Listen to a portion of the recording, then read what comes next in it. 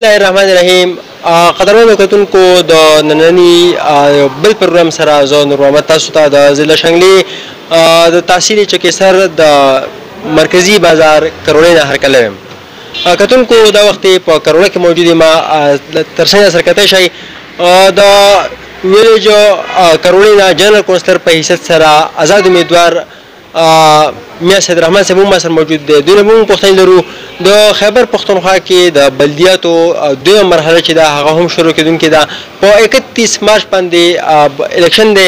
ته پوښتنه ورته هم لرو ځکه دوی پخپله هم امیدوار دي د جنرال کونسلر په حیثیت سره چې کوم یو امیدوار لپاره ووټ پکار دی چې هغه د علاقې د خیر ښېګڼې او د مسایلو لپاره ښه ثابت شي. دا پوښتنه به هم لرو ځکه چې مخکې هم امیدواران هم پاتې شوي دي، ناظمان هم پاتې شوي دي چې د هغوی هم څه بیکګراونډ وي.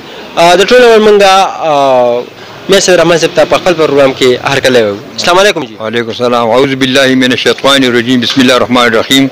دا قوم پاتې کېږي او دې کې زموږ مخالف کسان دا ټول د یو کور خلک یو او زه دا وایم چې زه د قوم ته هم دا ریکوست کوم لکه چې دې کې د صرف دا هغه کس دغه کړی شي چې هغه د قوم مفاد لپاره د خدمت لپاره دا فیصله د قوم وکړي. زه قوم ته دا اپیل کوم او ان شاء الله تعالی دې چې ګټه به خدای پاک مال راکړي او دا زه خدای نه امید ساتم. دا راته مو وویل الیکشن ته کې په دې وخت کې چې کوم تا کتونکي ویني دوی ته عام خلکو ته پیغام څه ورکړو غواړئ؟ زه دا پیغام ورکوم زما د خلکو دا اپیل دی چې کوم کسان زموږ د قوم خدمت کولی شي او د ترقۍ کارونه کولی شي نو خپله فیصله د هغه کس پاک کیو چې هغه زموږ د چکېسر تحصیل مخ په وړاندې بوځي او دې کې ترقۍ کارونه وکړي. زما قوم ته دا اپیل دی.